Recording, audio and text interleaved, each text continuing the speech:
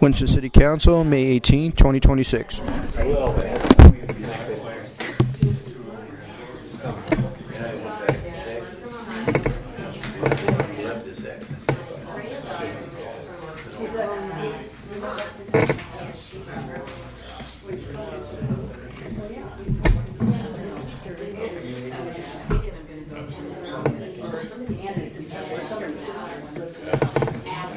His office was here, she's house was here, and they were.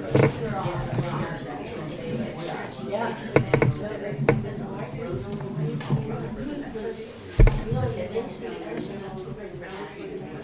Texas is a lot friendlier to business than Oregon Too is. many taxes, Texas and Texas. Too many taxes. So you went back to Texas. Black post. So you go around. On the beach,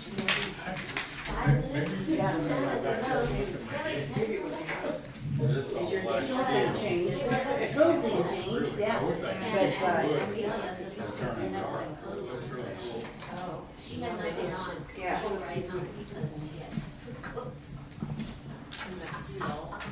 Oh, yeah. Some stick. Yeah, I know, that's right. That's the other thing you I gotta gotta work it out. compare. I'll set it over. Okay. Thank you, everybody, for coming. Let's stand and say Pledge of Allegiance, please.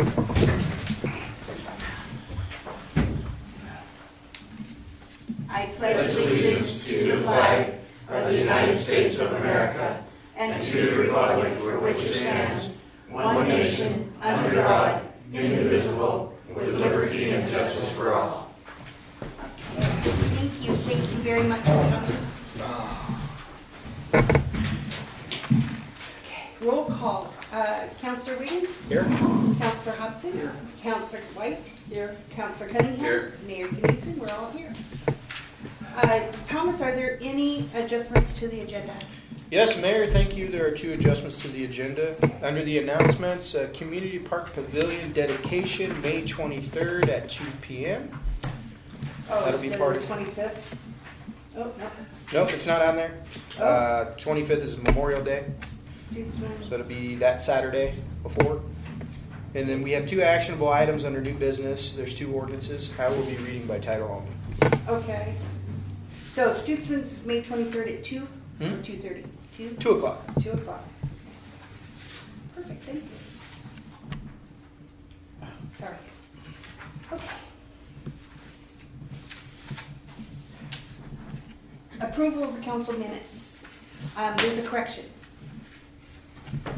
On page 3 of 5 about the ordinance 1 dispensary, marijuana dispensary.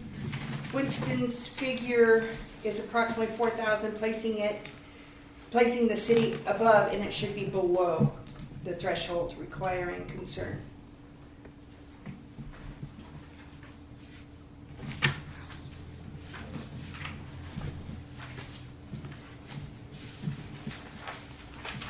Mayor, this might be an appropriate moment if you'll indulge me just for a moment. The council may notice that the minutes that you're viewing right now look a little different. What we did was we reached out to our web designer and we kind of engaged him on seeing if there was a program that could take the audio and translate it immediately with technology over to a document, saving a significant amount of course, you know, normally what we have to do, we have to listen to the audio and someone internally has to type the minutes. So there was 3 different formats that were produced.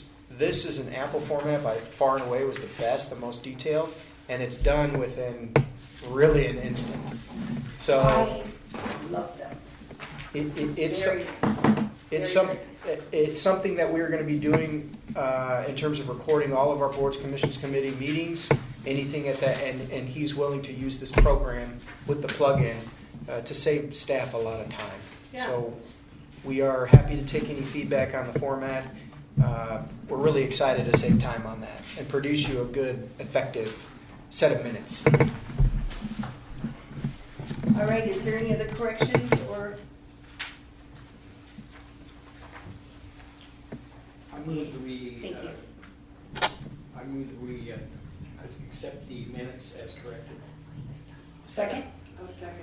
All right, all in favor? Aye. Opposed? Minutes are approved as corrected. Acceptance of minutes, boards, commissions, committees, Traffic and Safety Committee, January 12th, Planning Commission, January 14th, and Park Board, April 10th.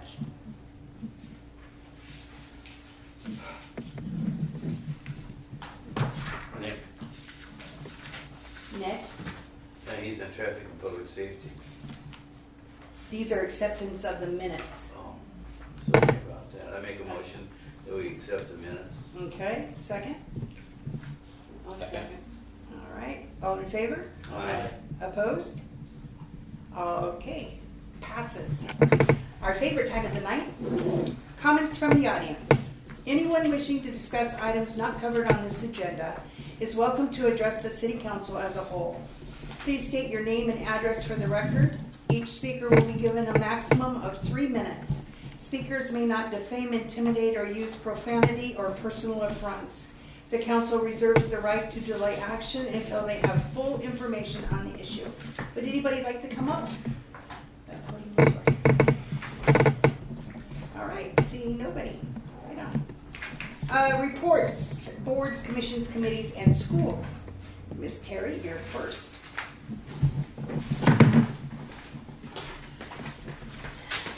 Good evening, council, mayor, everybody. Terry Fink, 1100 Abraham Avenue. Greetings first.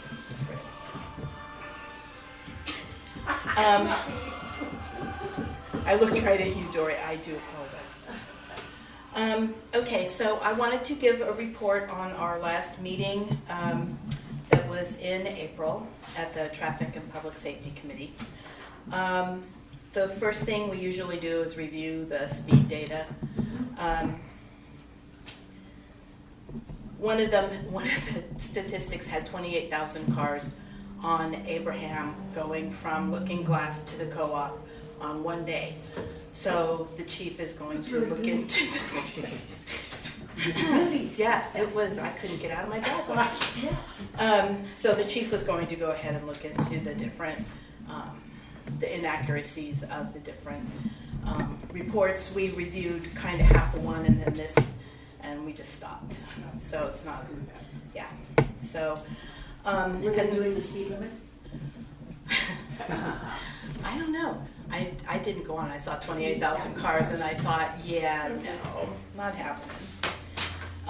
So in the February newsletter that Steve did, I had put a little blurb in asking for anybody to give us input, questions, comments that they had, because we don't usually have any. So I did receive 5 responses, and a citizen did call in, and Sandy read that voicemail transcript into the minutes. So, but the easy ones first. We had 2 comments regarding Tokay and Winston section regarding public nuisance vehicles and speeding. And there's a lot of kids and stuff, and it's difficult to see pulling out. So I relayed that, and then citizen wrote in about Rose Ridge, with the punching the road through with the development. And she was concerned because there have been multiple people running the stop signs and speeding. So that was brought to light, and that will be, the chief is going to monitor stuff like these complaints. Also, I did have a conversation, I think with you, Mayor, and with Andy about Lily and Thelma over by the church, the potholes. One of the citizens had written in and said she needs shock absorber. It's really bad, but money, and it's dirt road, not paved, so it's on a list. I received an email from, and had a generous exchange of emails with a resident on Carey Street with respect to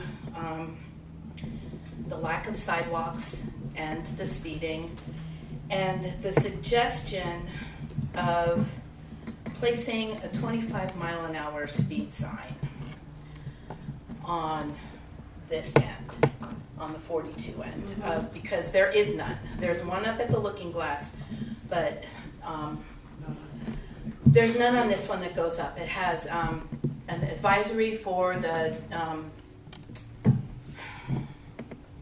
fines are doubled in the school zone. And then you have your stop sign, and then you have your school zone signs, and then your end of school zone sign. That is where the suggestion was made that the 25-mile-an-hour sign be placed on that same pole. So there's nothing except running the bolts through. And I guess I did talk to Andy about whether or not Public Works has one, so there is no expense to the city other than drilling a couple holes if that'll work. So that was that. And I have not followed through with Andy. We did talk about it, and I said I would get back to him, but I wanted to do it after I did the report. So then, and then the last item was the voicemail that Sandy read into the minutes. It's a citizen who comes off of Winston Section Road onto 99, and she said the speeding has gotten worse coming down the hill if she's trying to turn right onto 99 from Broside. So at the meeting, I said that I would reach out to ODOT and see if there was anything that we could do, because it was determined that that section is governed by ODOT. County. So I reached out to ODOT. We played telephone tag for a couple weeks, and I ended up getting a hold of Randy Camp. And he listened to the relay of information, and he said he would bring it to the attention of his traffic committee and then get back to me. So the suggestion was to extend the 30-mile-an-hour speed limit closer to Brosai, so from going to the highway. I thought it was 25 back there all the way on Winston Section Road. I don't know about Winston. Did I say Winston Section? I meant Brosai. Broside. It's on 99, it's 30 through town, and then at the hotel that we lost or whatever, it changes to 45 there by the dentist office. And then at Looking Glass, it goes to 55. Yeah. And then you've got Winston Section Road and the bridge. Right. So she was at Brosai, which you're just starting down that hill. So Randy said he would take it to his traffic committee and get back to me. So that's it. Any questions, comments, concerns? So would they be changing them on both sides of the road? Hopefully. They would. They would have to. It would need to be consistent, Mayor. Yeah, I mean, they would have to change them on both sides, coming into town and leaving town. ODOT has some pretty rigorous, Mayor, if I may, ODOT has some pretty rigorous rules about changing to different increments. It's very difficult. The city jurisdiction has a little more latitude, even the county. So once it changes to Brosai Orchard Road, which would be traveling to the east, I'm guessing, turning off, that changes to county jurisdiction. That's the county's road. Right. From where to where is the county? As soon as you turn on the Brosai Orchard, that changes to a minor collector, Brosai Orchard, which falls under county jurisdiction. So from the main so road. Brosai is county, but 99 is state. State. Correct. Yeah. Right. So she's So talking state about. is the Right. responsible party for 99. So instead of All the way changing from 45 in front of the old hotel, it would stay at 30 and not change to 45 until Either closer Winston to Section or, Road? well, it changes to 55 right there at Looking Glass. Yeah. So it's not a whole big space that you could, and I don't think it's a good idea, sorry, to change from 30 to 55, No. just going down. You No. have to bring it up incrementally. They need a certain distance to stagger that based on their transportation system plan too. It's a statewide plan, and they need a certain distance to stagger it from 30 to 45 to 55. Right. So I'm I glad just they're looking bumping into it. So, Yeah. yeah, they're looking at it, Yeah. and he was Nice, good. Thank you. open to suggestions. Anything else? 20 miles an hour. 30 would be great. Thank you, Terry. Does anybody have any questions? Mayor, I was just wondering if the Traffic and Public Safety Committee liaison had anything to add. I don't care, you nailed it. Good job, Terry. Thank you. Okay. It's a lot of work. Thanks very much. You're welcome. Thank you. I'm glad they're getting in touch with you, though. I'm glad that the people are reaching out. That was good. Yeah, it worked. Yeah. Park Board, Dory White.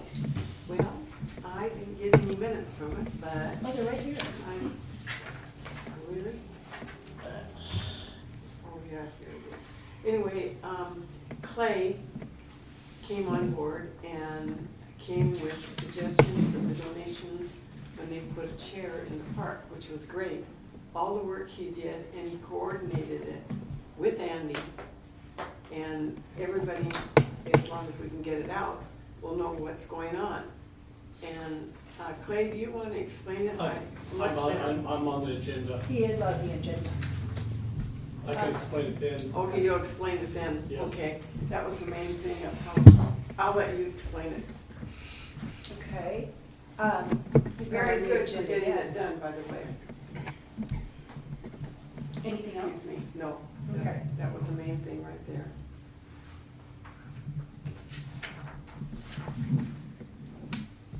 Can we put him on the agenda now? He is on there under I New know. Business, Festival Association, Clay Caldwell. Yeah, but can we like move him up since we're talking about? Certainly. Yeah. Yep. please. Move you up, Bill. Thank you. You're welcome. Thank you, Council, Madam Mayor, Thomas Andy. I'm Clay Caldwell with Winsfield Festival Association. What she's talking about is a memorial bench that we have decided to put in for Donna Caldwell at the Winsfield, at the Riverbend Park. It'll be placed on the east end on the slab, just outside of the kitchen right there. Where she's at all the time. Yeah, it's where she took her break all the time. Yeah. But I don't have a picture of it. I couldn't get my printer to working right today. It's expanded metal. It's hunter green. It fits the criteria of the rest of the tables in the park.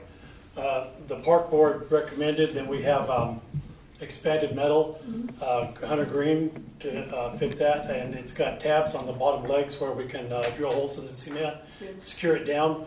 It has arms on both ends where hopefully it'll keep skateboarders and stuff off of it too. But it'll be mounted and put in place. It's 6 foot. We're getting it from Premier Polysteel.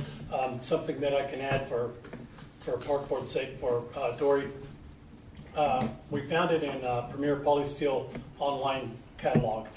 And to be real honest, that was the only one that we could find that would fit the criteria of what the park board recommended. A lot of them were a little bit different. They were close, similar, but this here came the best. It's a 6 foot bench. It's not an 8 foot bench, but it works. It works. And it'll have a memorial plaque on it. Right on. And I just need approval for that. Do you have a motion? I make a motion that we approve the things for the Memorial Park with the benches, as you suggested. Second. All in favor? Aye. Opposed? Thank you. Thank you, Clay. Thank you. Okay. Economic Development, Mr. Cunningham. I will be deferring to the city manager. Thank you, Counselor, Mayor, members of council. Good evening, members of the audience. So it was a fairly brief meeting. There were a couple of guests there. Don Cook from Express Employment. He had a small introduction related to a mutual participation between the city and the employment agency. There was also a gentleman, and I didn't catch his name, from Amazon Product Services. Do you remember his name by chance? Todd something. Okay. He had some very robust comments about programs and services for the community. Now, I did come in just a smidgen late. One of the crux, or one of the main parts of the meeting is there was a Chamber of Commerce report from Steve where he went over their progress if you will, more particularly the newsletter, the expansion of the newsletter, how it's catching fire, and the different things that they're doing to continue to foster success on the newsletter platform. There was a community development report, more particularly the Economic Development Committee will be busying themselves with assisting with the economic opportunities analysis. That's a $55,000 grant. If you can recall, we passed a resolution to that effect. We're going to have to bid that out in short order. It's really going to help give us some good data on the commercial and industrial stock in the city. We need solutions to understand the way forward. So we talked some on that. There were some concluding minor comments. We will be providing you with minutes in the same platform that on this, because we will be taking the audio. So unfortunately there weren't any minutes on this particular meeting. We didn't have the audio in there. That concludes the report. I can add one little thing here. Okay. The Amazon, basically what it was, he's looking for, and this is why it's in conjunction with the Chamber of Commerce, of small businesses within the Winston area, in that they would provide services to the small businesses, in which the small businesses then could be part of Amazon, but deliver within the geographical area of Winston. And he's been going, I believe, Steve, to cities, setting this up. And the way it pans out, it easily could be a win-win situation for the small business owner, because Amazon would be putting in a financial incentive. And so that was the purpose of him being at the economic development meeting. Is this on and above what they do with Ingram? Yes, I believe it is. I can't say for positive. Okay. But it's basically making an order on Amazon in a local community and maybe delivering it the same day, type thing. That would be wonderful. That's true, that would be great. Yeah. The only other thing, Mayor, that I would say is that we have a League of Oregon Small Cities meeting that was mentioned. It's June 11th from 11 to 1. It's for all local jurisdictions that would be 10,000 population and below. We will be providing lunch. We reached out to the Safari to see if they can busy us with some nice notoriety. In recent years, we've had them bring down a cheetah or something to really energize our group, something they don't get when they go to other LOC small city meetings. So that'll be at the community center from 11 to 1. But love it if you'd all join. We're going to have Carlos come down and try to offer us, or will offer us all of us some nourishment for lunch. Thank And you. speaking about energizing, the last time that we had it at the community center and they brought in the cheetahs, there were some very nervous people there. There was. Yes, there are. Staying on the chairs. We'd like to invite the chamber too. Yes. Okay, moving right along. Okay, we have no police department report tonight, but we do have Andy here with Public Works. What do you have? Good evening, Mayor, Council, members of the community. Good evening. It was another beautiful day today, and the temperatures are coming up, of course, so we're kind of changing gears a little bit. We just got the irrigation pump put in. We got it installed last week, so we're just going through it now, firing it up, checking for leaks, broken lines, things like that. So we'll be 3 or 4 days probably going through the system, just making sure everything's up and operable as we start our irrigation for the year. And this is as a footnote. Typically, we have 2 pipes that when we irrigate. We have a long pipe and a short pipe. So typically, at the beginning of the year, we have our short pipe that we can put in there to reach the water. So this year, we started out with our longest piece we have, and we were up to our hip. And typically, we're up, this kind of depth. So it's very low already. Lowest that since we've been irrigating that we've noticed it. So it's we'll play that by ear. But anyways, we're doing that. We just made our order for our fertilizer, which we've been doing, adding in the fertilizers. It helps decrease the water. Kind of keeps saying we were at one time irrigating 6 days a week, 4 to 5. Now we're down to 3 days a week. So our water consumption has come down. We're more cognizant of that. We're trying to come in early. The school, like I said, had mentioned, has some automated system down there that they're working on. We are, at this point, are not there yet. We still have to, over time, go into all of our valves, put automatic valves in, wiring. So we have some control over Ben Park is all still manual. It's the same system that everybody that's ever dealt with it has been familiar with forever. Yeah. The same, we've upgraded the pumps and stuff, but the community center, community park are all on timers, so we still have to physically start the system and go through the system and manually change the valves. But other than that, and then of course the end of the fiscal year, we're kind of our spending is at a nil, or unless it's emergency, of course, up until the next fiscal year. And then just as a footnote, we did go over and did a CCTV inspection of Fort Hart and Peach.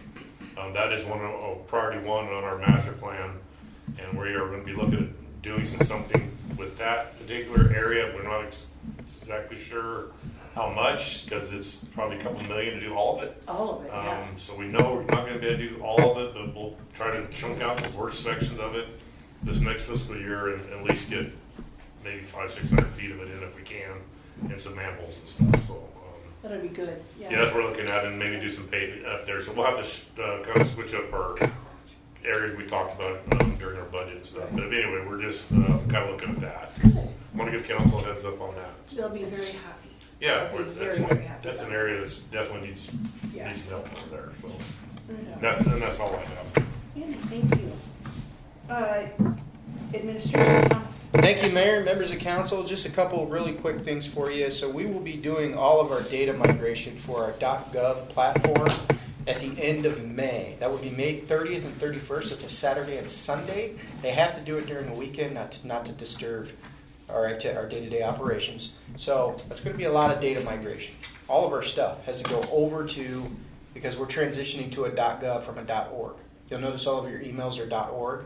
That's why people get a hold of you, and they just love to try to get you to do gift cards and all kinds of fun stuff. Or the mayor sounds very amicable sometimes when she emails you or one of us, and No, I do. it's Not me. it is very clever. The schemes are becoming very sophisticated. I get emails on my personal email all the time. The .gov platform is the most secure that's out there. So we will, all of the cities that I will call it bona fide, legitimate, they transition to that, and it's a whole new level of security. So the data migration will take place the following week. So that'll be Monday, June 1st, which will have a council date on that date. There's going to be... Go ahead. You won't be here. You're going to be gone? I'm going to my grandson's graduation in Florida. We can probably do this from afar. There's going to be some end users affected because our IT people have to meet with everyone and reset up their username and A password. bit of the problem with that, I'll probably be on an airplane somewhere between Florida and Eugene. We may have to help you by proxy, which means you'll just have to share your username and password with me.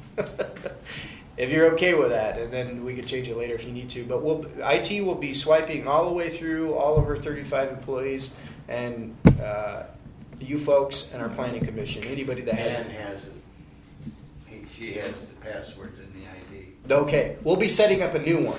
So we'll have to, we can talk beforehand. We can get that sorted out. So we're very excited about that, Very. to finally get that done and update those Microsoft licenses and sunset the previous ones.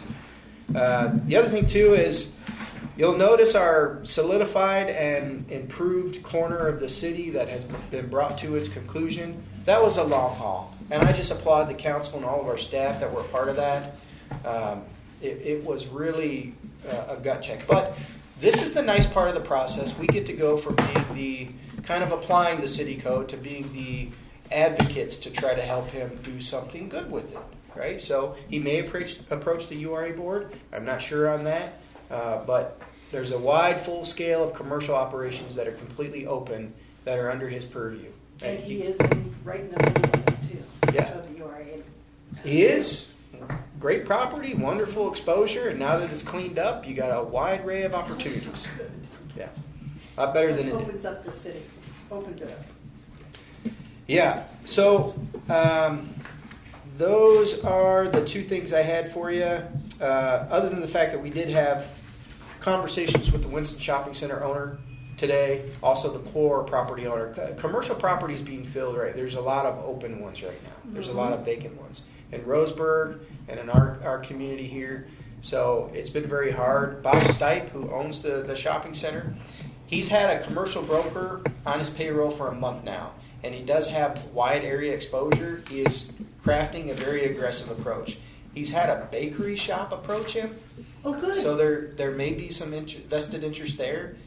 Yeah, we did it several times, several years ago. There was also a church that approached him that has its own inherent challenges, but he does not feel confident that that particular operation will come up to the leasing amount that's required. So those are the only two that he mentioned.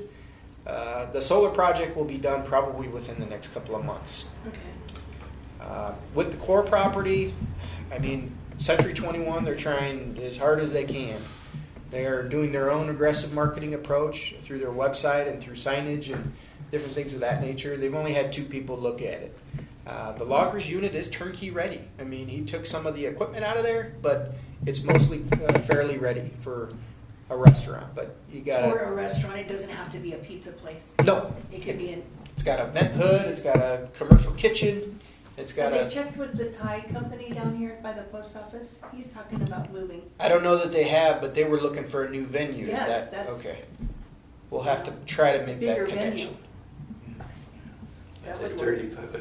$3,500 a month rent that they're asking for is kind of steep. Goes to Doc.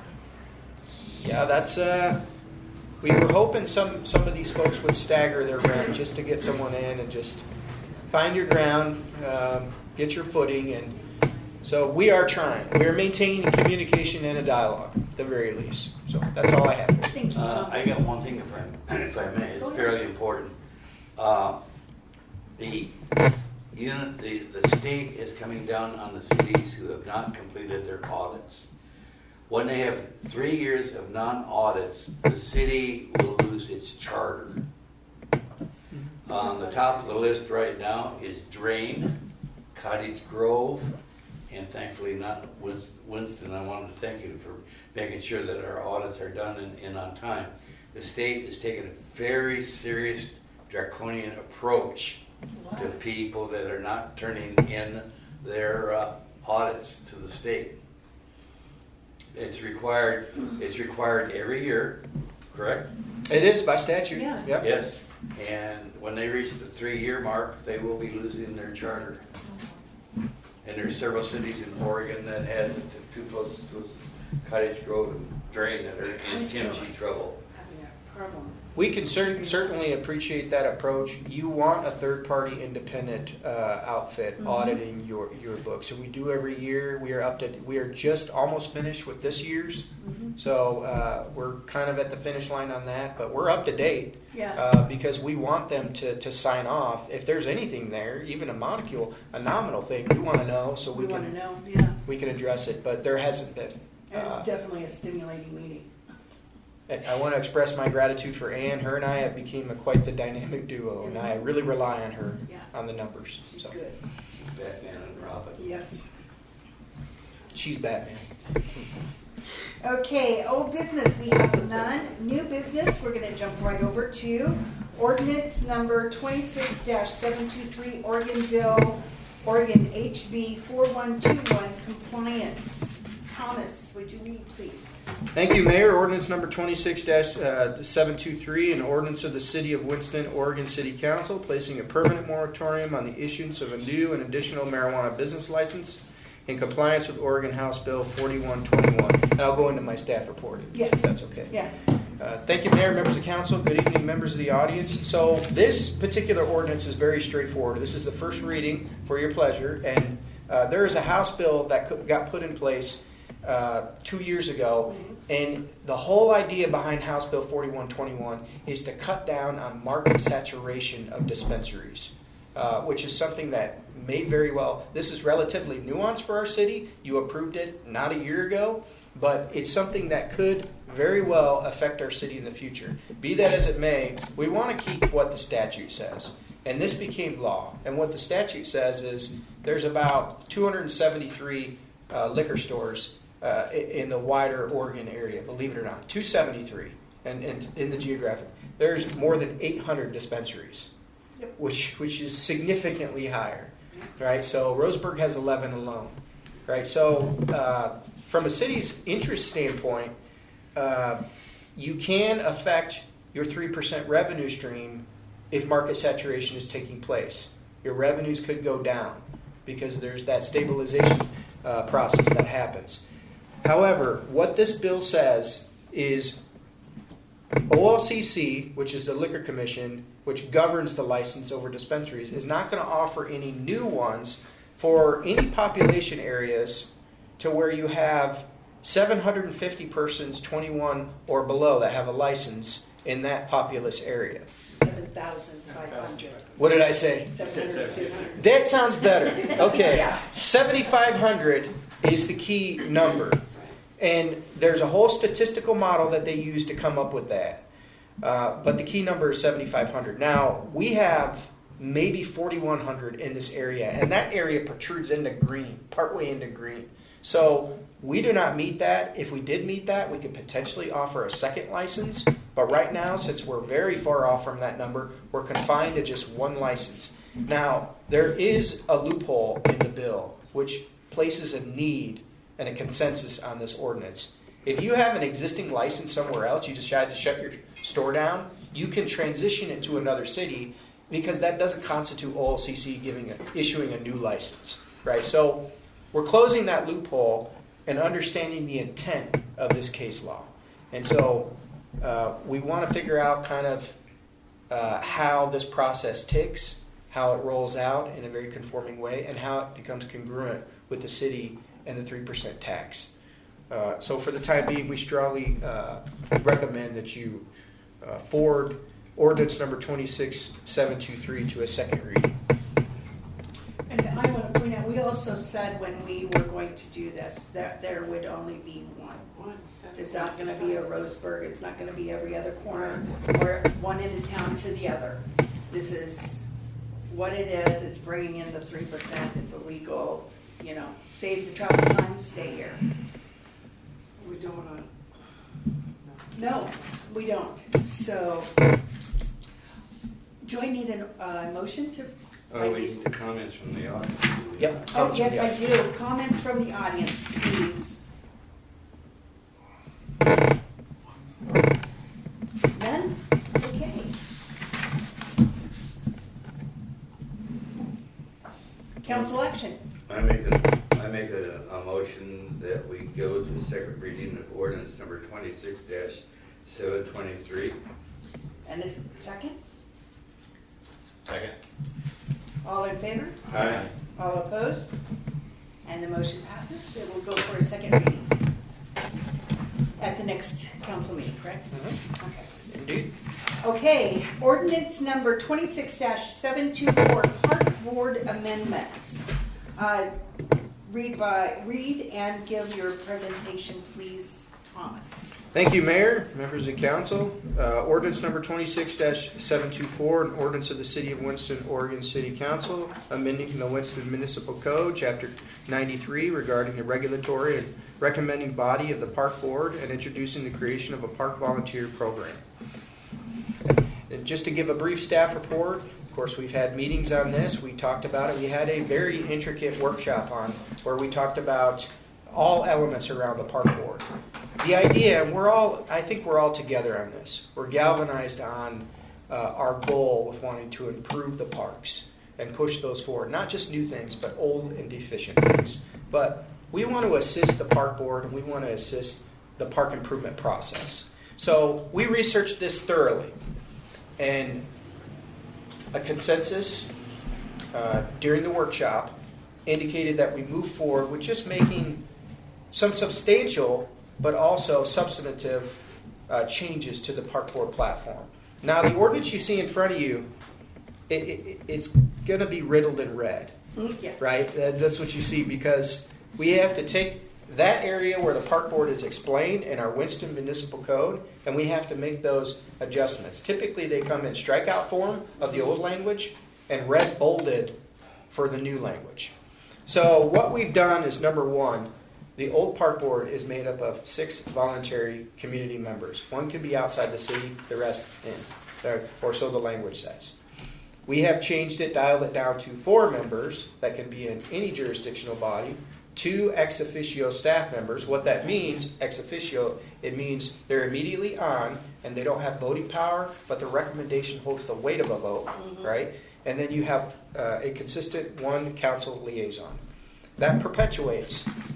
Page 2, you'll see that is, or page 1, and then continuing into page 2, that is directly inserted in terms of the nuts and bolts of the code. The second part of it is park volunteer program that's subordinate to the Park Advisory Committee, or now it's so named, which maintains the duties and responsibilities of fundraising and donation activities. The volunteer program shall have no limitation on participation, it's expansive, or activities that directly benefit the Winston local parks in all aspects. So it doesn't have to abide by the, so many people in a meeting and quorums. Correct. Robert's rules of public hearing and all of those meeting statutory rules do not apply to a park volunteer program because it's not a governing body.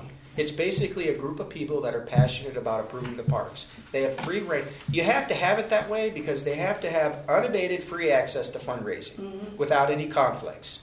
So then you have a group of people, a nucleus, that then is subordinate and reports on a monthly basis, at least once a month, and there's a park advisory committee or a park volunteer program designated coordinator appointed by the park advisory committee that reports at least once a month to the new park advisory committee and on their dealings, on what they've done, on the progress, and they give direction.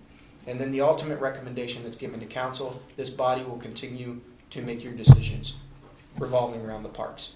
Much more congruent process. Really the more thorough part was going through and striking park board and putting park advisory committee because we wanted to give it a new label and new life. Happy to take any questions. So the people that are currently on the park board will have to fill out applications if they want to be on this park board. If you feel in your inclination that it's best for the city to entertain this, you could recommend it to a second reading. If then you approve it and adopt it, it runs a 30-day appeal. After the appeal, it would immediately vacate all of the seats. The new 4 positions would then have to apply, and this body would have to approve each member. So that would be after the Melon Festival. Correct. So everything that's going this year would still be, Still gonna stay yeah, there. okay. And the liaison would be directed also by this body. The 2 ex officio staff members would be directed by the city manager or designee. Oh, so you would say which staff, Right. which we know which staff, but yeah, You probably have a pretty good idea. pretty good idea. Okay, so any audience, would you like to come up and talk to us? Comments from the audience? Nobody? Really? Okay. We had other comments at the workshop, yeah. Okay, council action, I need a motion. I have a question. Sure. Okay, in this instance here, which I am not agreeing with, each ex-official staff member shall not hold voting authority. Recommendations from the committee shall not advance to the city council unless express written approval from an ex-official staff member. Mm-hmm. I wonder why that is. Well, that's typically how ex officio staff members function. So they can't vote, but their guidance holds the voting power. Yes, but, so 4 members or 5 members of the advisory committee want something to come before the city council, but if the ex-official member doesn't agree to it, it can't come to the city council. Why is that? So the staff members essentially keep it on track. That's one of the things that we're struggling with the most. So the staff member keeps it on track and makes sure that everything that makes it to the council is applicable, is consistent with the Parks Master Plan, and is something that's needed. I'm not sure I agree with that. We could definitely look at that at the discretion of the council. That's typically how ex officio staff members work when you introduce a program. The only thing stands between the advisory committee and the council. What's that? It stands between the advisory committee and the council. It, So in the theory, council yeah. can't identify anything until a ex officio staff member recommends it. So I'm not sure that, I would like to know why the committee can't recommend something and the council can decide on it. Well, go ahead, sorry. Isn't that one of the reasons that we have a council member on the committee? So a council member will know about it. Yeah, but Even it if, can't come to the council until the staff member recommends it. Is there a better way we can phrase that? I think so. We need to Maybe be in a able to. way, because the intent was to make sure that the staff is running a check to make sure everything is And congruent. I agree Right. with that, but the staff member could come to the council Mhm. and tell why it doesn't come before why it shouldn't come before the council, either for the amount of money involved or because it's not part of the park master plan. But the council then can hear about it Sure. because the committee has voted on it and said they would like to have it done. Yeah. Should we rephrase it to reflect that? Yes, Okay. That's why we do 2 readings. that's why we do this. Thank you, Yeah. Counselor. Thank you, Alan, very much. Okay, so rewrite.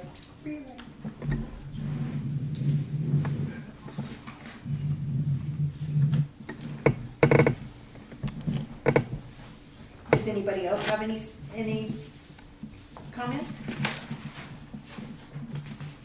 Any questions or anything about it? Any further? I'm with Ellen. Council? Too.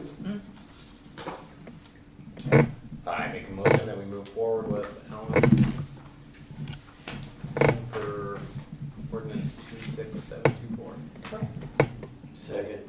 All in favor? Aye. Opposed? Okay, this is so cool. Okay, upcoming agenda items. Non-agenda items. Good of the order, your check copies and your claims in excess of $500 are in your packets. Announcements, Urban Renewal Agency, May 21st at 5:30.